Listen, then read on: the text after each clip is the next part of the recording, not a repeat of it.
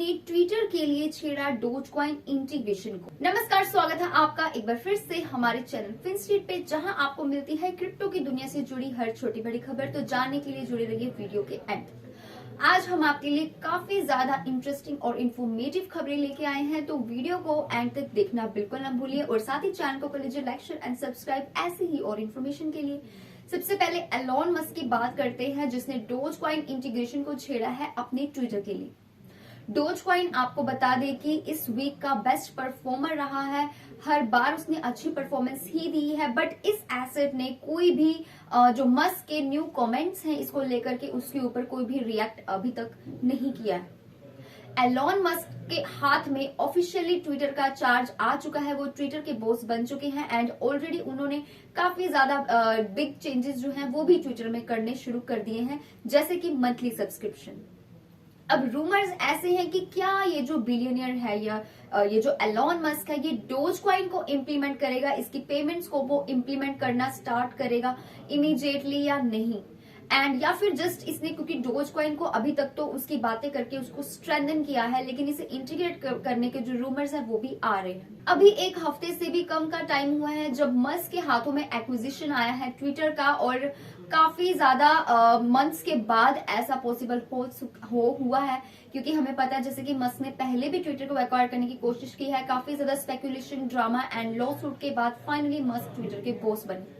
तो Tesla CEO पहले उसने सोशल मीडिया प्लेटफॉर्म्स को इम्प्रूव करने की बातें कही, बोट्स एंड फेक अकाउंट्स को उन्होंने इलिमिनेट करने की बात कही अपने ट्विटर को टेक ओवर करते ही। तो मस्क जैसे ही ट्विटर के बॉस बने, उन्होंने ट्विटर के ही जो एग्जीक्यूटिव्स थे, उनको सीईओ थे, उनको फायर भी किया। उसके बाद मस्क ने अनाउंस किया अपने मंथली सब्सक्रिप्शन को लेकर के, जो कि ब्लू टिक सर्टिफिकेशन है, जो कि बिल्कुल डिफरेंट होगी करंट सिस्टम से जो है लॉज एंड पीसेंट्स।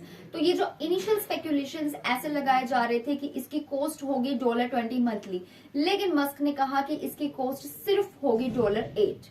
अब मस्क ने जो पहले हिंट्स दिए उनके अकॉर्डिंग अगर बात करें तो डोजकॉइन, उनका कहना था कि इसे यूज किया जाएगा इस तरह की पेमेंट्स के लिए, लेकिन जो क्रिप्टो कम्युनिटी है उन्होंने क्विकली ये सवाल उनसे पूछ लिया उनके बॉस बनते ही कि क्या ये जो ऑप्शन है ये जल्दी आने वाला है या नहीं।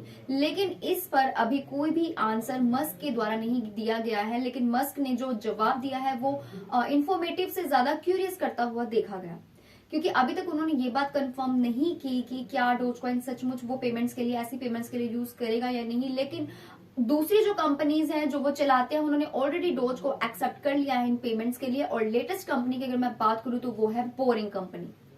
तो आपको क्या लगता है, क्या एलोन मस्क अब ट्विटर को जैसे लगातार चेंजेस कर रहे हैं, तो क्या वो डोजकॉइन को भी एज अ पेमेंट एक्सेप्ट करेंगे, ट्विटर के अंदर लेके आएंगे? क्या आपके पॉइंट ऑफ व्यूज है, नीचे कमेंट सेक्शन में जरूर शेयर करिए। बात करें बिटमैक्स की, जिसने लगभग 30% अपने वर्कफोर्स को डिसमिस कर दिया है जैसे ही सीईओ को रिप्लेसमेंट किया गया।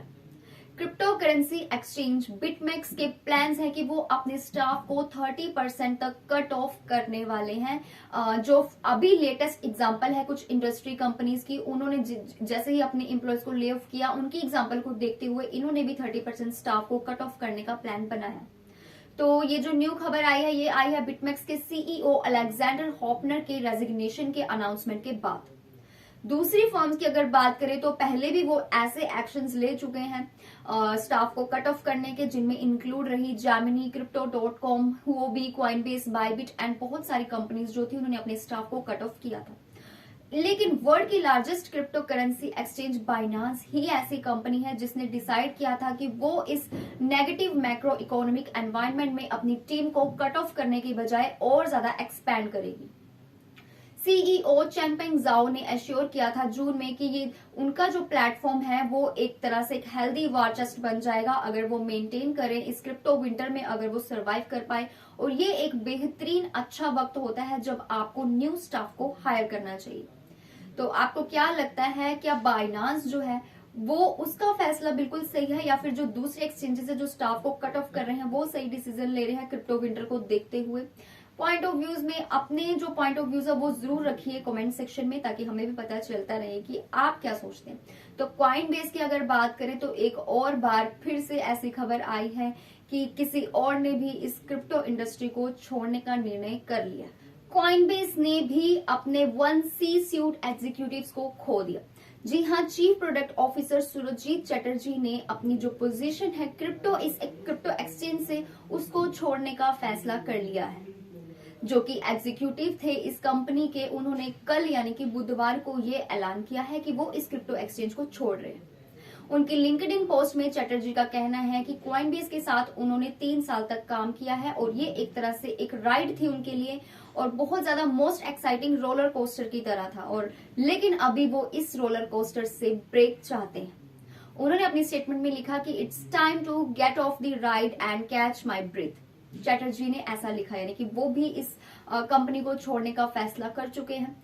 पहले भी बहुत सारी ऐसी खबरें आ चुकी हैं, बहुत सारे जो एग्जीक्यूटिव्स थे, डायरेक्टर्स थे, सीईओस थे, उन्होंने रेजिग्नेशन दिया है अपनी पोस्ट से, क्रिप्टो इंडस्ट्री से।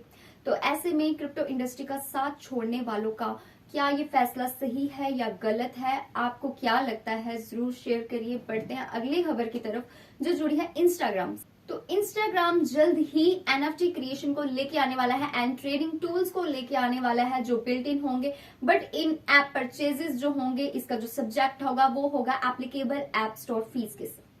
जी हाँ, इंस्टाग्राम जो है वो एनएफटी मिंटिंग को एंड सेल फीचर को डेवलप कर रहा है अपने ऐप के जरिए, यानी कि जो ये पेरेंट कंपनी है मेटा, उसने अनाउंस किया है ये बुधवार को, यानी कि कल ये अनाउंसमेंट हुई है कि upcoming end to end tool kit को लाया जाएगा एनएफटीज के लिए, जिससे जो यूजर्स होंगे वो अपने खुद के एनएफटीज को लॉन्च भी कर पाएंगे और क्रिएट भी कर पाएंगे सेल के लिए, और ये सेल होगी इंस्टाग्राम के थ्रू।